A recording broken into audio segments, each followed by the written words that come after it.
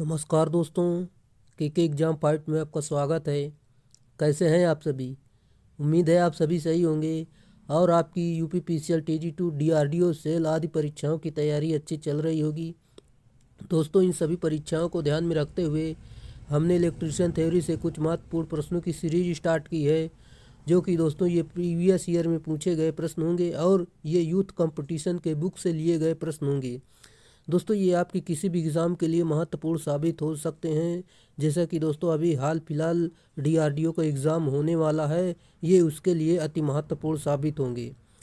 चलिए दोस्तों, आपका ज़्यादा टाइम न लेते हुए इन प्रश्नों की शुरुआत करते हैं। उससे पहले आपसे रिक्वेस्ट है, अगर आप चैनल पर नए हैं तो चैनल को सब्सक्राइब कर लीजिए और अपने दोस्तों में शेयर कर दीजिए।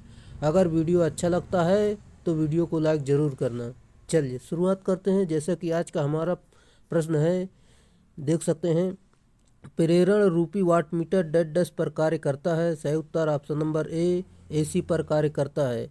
जैसा कि दोस्तों प्रेरण रूपी के वाटमीटर केवल एसी पर कार्य करता है और स्थायी चुंबक प्रारूपी वाटमीटर केवल डीसी में प्रयोग किए जाते हैं। अगला प्रश्न आपका दिया गया है, थर्मिस्टर हेतु वीआई ग्राफ डैश है। Right answer option number C, एक सीधी रेखा में नहीं, ये इसका सही उत्तर होगा। चलिए, जैसा कि दोस्तों यहाँ पर देख सकते हैं ग्राफ बनाकर बताया गया है। हम अगले प्रश्न पर चलते हैं। आपका अगला प्रश्न है, सीआरओ का पूर्ण रूप डैश है। राइट आंसर दोस्तों option number C, cathode ray oscilloscope इसका राइट आंसर है। चलिए, जैसे कि अगला प्रश्न पर चलते हैं। आपका अगला प्रश्न है, मूविंग कॉइल इंस्ट्रूमेंट्स धारा के डैश प्रभाव पर कार्य करते हैं। सही उत्तर ऑप्शन नंबर ए, चुंबकीय प्रभाव पर कार्य करते हैं। यदि चुंबकीय क्षेत्र में आलंबित कुंडली में से विद्युत धारा प्रवाहित की जाए तो उसमें एक बल युग्म विकसित हो जाता है। यह बल युग्म उस कुंडली को स्थिर चुंबकीय क्षेत्र तथा कुंडली द्वारा जनित चुंबकीय क्षेत्र की परिणामी दिशा में घुमा देता है। अगला प्रश्न आपका दिया गया है, जैसे कि देख सकते हैं, स्थायी चुंबक चल कुंडली यंत्र में अवमंदक बल पैदा करने के लिए कौन सी विधि प्रयोग की जाती है। सही उत्तर दोस्तों option number C, eddy current अवमंदन इसका सही उत्तर हो जाएगा। चलिए हम अगले प्रश्न पर चलते हैं। आपका अगला प्रश्न है दोस्तों, यहाँ पर अगले प्रश्न जाने से पहले इसकी व्याख्या देखते हैं। जैसे कि दोस्तों, स्थायी चुंबक चल कुंडली यंत्र अवमंदक बल पैदा करने के लिए एडी करंट अवमंदक विधि प्रयोग की जाती है। इसमें संकेतक के धुरे के साथ एक गोल धात्विक चकती जुड़ी हुई होती है। चकती के पास अवस्थित विद्युत चुंबक चकती में एडी करंट पैदा करती है। एडी करंट विद्युत चुंबकीय क्षेत्र के साथ प्रतिक्रिया करके अवमंदक बल उत्पन्न करती है। अगला प्रश्न आपका दिया गया, एक वैद्युतिक मापक यंत्र का संकेत बिना कंपन किए शीघ्र ही अपनी अंतिम विक्षेप अवस्था प्राप्त कर लेता है यदि। राइट आंसर ऑप्शन नंबर ए, उसमें उचित अवमंदन उपस्थित हो, ये इसका सही उत्तर होगा। और दोस्तों, यह बल सामान्यतः तीन प्रकार से उत्पन्न किए जा सकते हैं। जैसे कि दोस्तों, वायु घर्षण द्वारा और द्रव घर्षण द्वारा और एडी करंट द्वारा, जो कि देख सकते हैं। जैसा कि दोस्तों इसमें बताया, अगला प्रश्न है जैसे कि दिया गया है आपका, संलग्न में पेंच वन द्वारा। दोस्तों इसमें आपको बताना है इसमें आपका सही उत्तर क्या होगा। ये चित्र द्वारा जो पेंच वन, ये कौन सा दर्शाया गया है। राइट आंसर दोस्तों ऑप्शन नंबर सी, यंत्र के संकेत को शून्य स्थिति पर समायोजित किया जाता है, ये इसका सही उत्तर होगा। चलिए अगले प्रश्न पर चलते हैं। जैसा कि आपका अगला प्रश्न दिया गया है, किसी वैद्युतिक मापक यंत्र के सचल भाग पर कार्यरत घुमाव बल है। सही उत्तर ऑप्शन नंबर डी, ये सभी हैं। जैसे कि विक्षेपक घुमाव बल, नियंत्रित घुमाव बल और अवमंदक घुमाव बल, ये सारे इसके घुमाव बल हैं। जैसे कि दोस्तों हम इसमें देखते हैं, जो बल चल भाग धुरे को घुमाता है तो विक्षेपक बल कहलाता है। जो बल संकेतक को पुनः शून्य भाग स्थिति में वापस लाने वाला बल नियंत्रक बल कहलाता है। और वैद्युतिक मापक यंत्र के संकेत में कंपनों को नियंत्रित करने वाला अवमंदक बल कहलाता है। चलिए अगले प्रश्न पर चलते हैं। आपका अगला प्रश्न है, निम्नलिखित में से कौन सा यंत्र एब्सोल्यूट वर्ग का है। सही उत्तर option number B, tangent galvanometer इसका राइट आंसर होगा। इस प्रकार के उपयंत्रों का प्रयोग केवल मानकीकरण के लिए किया जाता है। टेजेंट गैल्वेनोमीटर एब्सोल्यूट प्रकार का उपयंत्र है। चलिए अगले प्रश्न पर चलते हैं। आपका अगला प्रश्न है, एक पैनल प्रकार के वोल्टमीटर में एक लेखनी एक ग्राफ कागज पर गतिमान हो तो इसका कार्य उसका वर्ग है। राइट आंसर दोस्तों ऑप्शन नंबर डी, द्वितीयक यंत्र संग्रहण प्रकार का, ये इसका सही उत्तर होगा। जैसा कि दोस्तों इसमें हम देखते हैं एक पैनल प्रकार के वोल्ट मापी में एक एक लेखनी ग्राफ का कागज पर गतिमान है तो उसका वर्ग द्वितीय यंत्र संग्रहण प्रकार का है। ये ऐसे यंत्र हैं जो किसी वैद्युतिक राशि का मान दर्शाते हैं, जैसे कि अमीटर, वोल्टमीटर आदि। अगला प्रश्न आपका दिया गया है, 1 किलो ओम प्रति वोल्ट सुग्राहिता वाले यंत्र का मोटर प्रतिरोध डैश होगा जबकि माप सीमा 50 वोल्ट है। सही उत्तर ऑप्शन नंबर डी, 50,000 ओम सही उत्तर होगा। जैसे कि दोस्तों इस फार्मूले पर मान रखना है, आपका जो उत्तर निकल कर आ जाएगा। अगला प्रश्न आपका दिया गया है, जैसे कि देख सकते हैं। आपका अगला प्रश्न है, नीचे दर्शाए गए चित्र का परिपथ निम्न प्रतिरोध मापन हेतु अभिकल्पित है। वोल्टता पतन की इस विधि द्वारा गणना की न्यूनतम त्रुटि रखने के लिए। राइट आंसर दोस्तों ऑप्शन नंबर ए, अमीटर का प्रतिरोध निम्न तथा वोल्टमीटर का प्रतिरोध उच्च होना चाहिए। चलिए अगले प्रश्न पर चलते हैं। आपका अगला प्रश्न है, जो कि आपका अगला प्रश्न दिया गया है, जैसे कि यदि चल कुंडली धारा मापी को डीसी परिपथ संयोजित करके उसके संयोजनों को अंततः बदल दिया जाए तो यंत्र। Right answer option number C, विपरीत दिशा में विक्षेप दर्शाएगा, ये इसका सही उत्तर होगा। जैसा कि यह यंत्र सुग्राही एवं अनुपातिक पैमाने वाला होता है परंतु केवल डीसी पर ही कार्य कर सकता है। अगला प्रश्न आपका दिया गया है, चल लौह धारा मापी में निम्न में से कौन सी अवमंदन विधि सामान्यतः अपनाई जाती है। सही उत्तर ऑप्शन नंबर ए, वायु अवमंदन विधि अपनाई जाती है। इसमें एक विकेंद्रित लौह चकती होती है जिसका बड़ा भाग यंत्र कुंडली में से विद्युत धारा प्रवाहित करने पर कुंडली की ओर आकर्षित हो जाता है। अगला प्रश्न आपका दिया गया है, जैसे कि नीचे दिए गए चित्र में दर्शाया गए यंत्र किस प्रकार का है। दोस्तों इसमें बताना है कि यह आपका किस प्रकार का यंत्र है। दोस्तों इसका जो सही उत्तर हो जाएगा आपका ऑप्शन नंबर बी, चल लौह यंत्र, ये इसका राइट आंसर है। चलिए अगले प्रश्न पर चलते हैं। आपका अगला प्रश्न है, जैसे कि डायनामोमीटर प्रकार के यंत्र में डैश स्थिर रखा जाता है। सही उत्तर ऑप्शन नंबर बी, धारा कुंडली को स्थिर रखा जाता है। और इसमें देखते हैं इस उपकरण में फिक्स्ड कॉइल करंट कॉइल होती है जो 2 भागों में बटी होती है, जिसमें कम टर्न तथा मोटा तार होता है तथा मूविंग कॉइल में अधिक टर्न तथा पतली वायर होती है। प्रेशर कुंडली मूविंग कुंडली होती है। अगला प्रश्न आपका दिया गया है, जैसा कि देख सकते हैं। यदि ब्रिज परिपथ में संयोजित गैल्वेनोमीटर में कोई धारा प्रवाहित न होती हो तो वह डैश कहलाता है। सही उत्तर ऑप्शन नंबर बी, संतुलित कहलाता है। जैसा कि दोस्तों व्हीटस्टोन सेतु द्वारा यह दिया गया है, आप यहाँ पर इसे देख सकते हैं। चलिए हम अगले प्रश्न पर चलते हैं। आपका अगला प्रश्न दिया गया है, यदि किसी व्हीटस्टोन ब्रिज में P बराबर 10 ओम और Q बराबर 100 ओम, S बराबर 60 ओम है तो अज्ञात प्रतिरोध का मान ज्ञात करें। दोस्तों इस फार्मूले P अपान Q आप सभी लोग जानते हैं, R अपान S। दोस्तों यहाँ पर सभी मान रख देना है, आपका जो उत्तर निकल कर आ जाएगा option number A, 6 ohm right answer होगा। अगला प्रश्न आपका दिया गया, 1 मीटर ब्रिज में संतुलित अवस्था में L1 25 सेंटीमीटर और L2 75 सेंटीमीटर और अज्ञात प्रतिरोध 60 ओम हो तो अज्ञात प्रतिरोध का मान ज्ञात करें। दोस्तों आपको इसे हल करना है, जो कि दोस्तों इसमें जो सही उत्तर आ जाएगा ऑप्शन नंबर ए, 20 ओम इसका राइट आंसर आएगा। जैसे कि हम इसमें आपको समझा देते हैं, जैसे कि दोस्तों यहाँ पर ये इसका फार्मूला दिया गया है, L1 और L2 का मान दिया गया है, X का मान दिए गए हैं। इस फार्मूले पर मान रखना है, आपको उत्तर निकाल लेना है, 20 ओम सही उत्तर आ जाएगा। अगला प्रश्न, ओम मीटर का उपयोग में लाने से पूर्व यह आवश्यक है कि।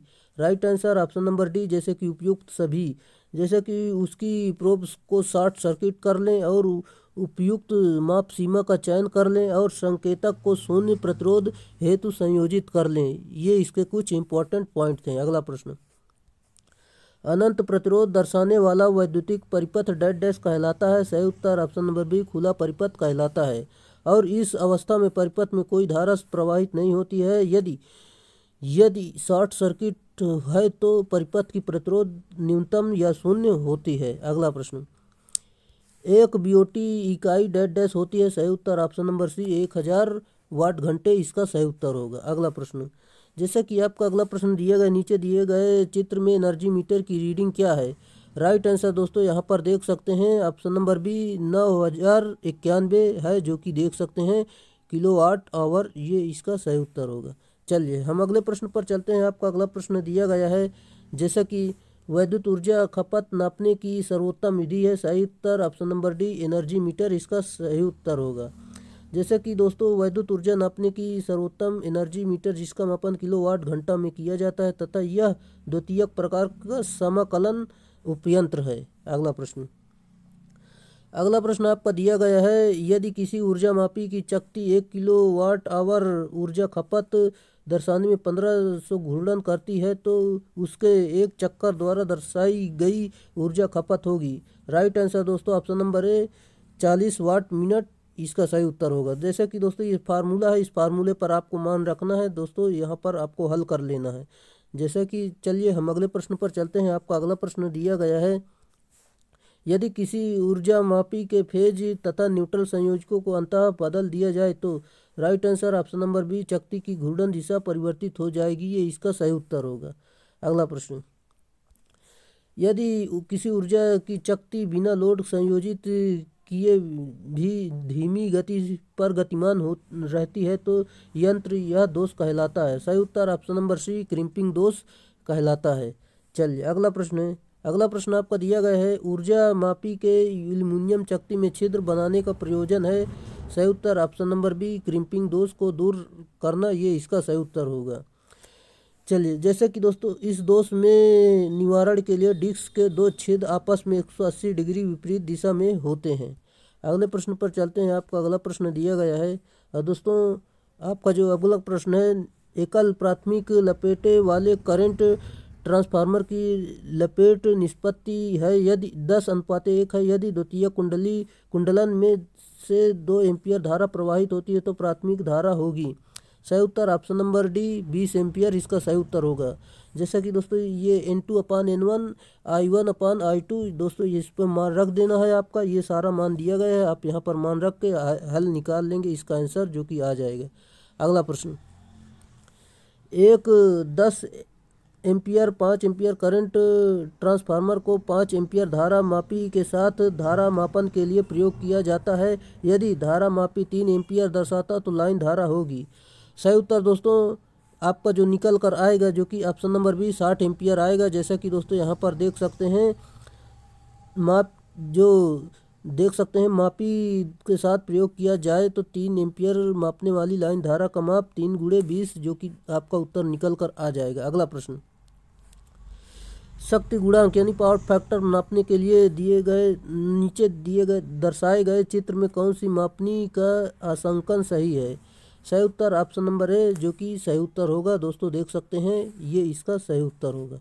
अगला प्रश्न आपका दिया गया है, यदि विद्युत लाइन चालू यानी ऑन हो तो निम्न में कौन सा उपकरण प्रयोजन नहीं करना चाहिए। सही उत्तर ऑप्शन नंबर डी, ओम मापी और मैगर का प्रयोजन नहीं करना चाहिए। चलिए अगले प्रश्न पर चलते हैं। अगले प्रश्न जाने से पहले दोस्तों अगर आपको इस वीडियो की PDF चाहिए तो ये चैनल ज्वाइन कर सकते हैं जो कि टेलीग्राम चैनल है, इसे आप ज्वाइन कर लेना, यहाँ पर इसकी PDF दे दी जाएगी। अगला प्रश्न आपका दिया गया है, जैसे कि AC परिपथों में इंस्ट्रूमेंट ट्रांसफार्मर का उपयोग इसकी माप सीमा बढ़ाने के लिए किया जाता है। सही उत्तर ऑप्शन नंबर सी, ये सभी ऑप्शन नंबर डी, ये सभी जैसे कि केवल धारा मापी, केवल वोल्ट मापी और केवल वाट मापी, ये सभी इसके सही उत्तर हैं। चलिए अगला प्रश्न है, जैसा कि 1 किलोवाट आवर मापी यंत्र को निम्न में से किस वर्ग में रखा जाता है। सही उत्तर ऑप्शन नंबर सी, इंटीग्रेटिंग इसका सही उत्तर होगा। जैसे कि वह यंत्र जो किसी वैद्युतिक राशि के तात्कालिक मान को एक संकेतक के द्वारा पूर्वांकित पैमाने पर दर्शाता है इंडिकेटिंग यंत्र कहलाता है। चलिए अगला प्रश्न है आपका अगला प्रश्न दिया गया है, अज्ञात मान की वोल्टता के लिए निम्न में से किसका प्रयोजन सर्वोत्तम किया जाएगा? सही उत्तर ऑप्शन नंबर डी 500 वोल्ट इसका सही उत्तर होगा। चलिए, जब वोल्टेज का मान अज्ञात हो तो अधिकतम वैल्यू से मापना आरंभ किया जाता है। ये इसका कुछ इंपॉर्टेंट फैक्ट था। अगला प्रश्न, मापन के लिए निम्नलिखित में से किन उपकरणों को एक समान संयोजित करोगे? सही उत्तर ऑप्शन नंबर बी गैल्वेनोमीटर और फ्रीक्वेंसी मीटर इसका सही उत्तर होगा। चलिए अगला प्रश्न है आपका, जैसा कि उच्च प्रतिरोध वाले परिपथ में वोल्टता मापन के लिए उच्च आंतरिक प्रतिरोध के वोल्ट मीटर का प्रयोग करना चाहिए। इसका कारण निम्नवत है। Right answer option number D, जैसे कि मापी को ओवरलोडिंग से बचाने हेतु इसका सही उत्तर है। चलिए जैसे कि अगले प्रश्न पर चलते हैं। आपका अगला प्रश्न है, देख सकते हैं, मापक यंत्रों को उनके उपयोग के आधार पर वर्गीकृत किया जाता है। एक औद्योगिक और पैनल मापक यंत्र की यथार्थता का वर्ग होता है। सही उत्तर दोस्तों ऑप्शन नंबर बी 0.3 इसका सही उत्तर होगा।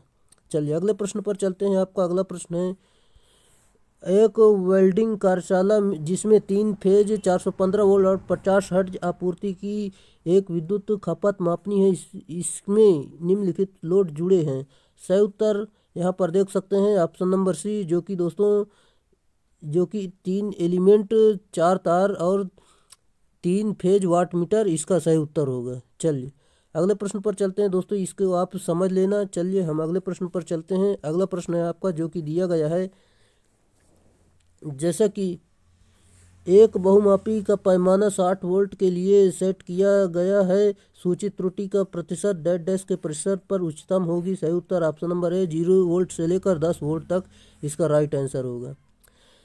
अगला प्रश्न है, 3 अंकों वाली मिली वोल्ट मीटर को किसी प्रतिरोध के आर पार मेगा वोल्ट पात मापने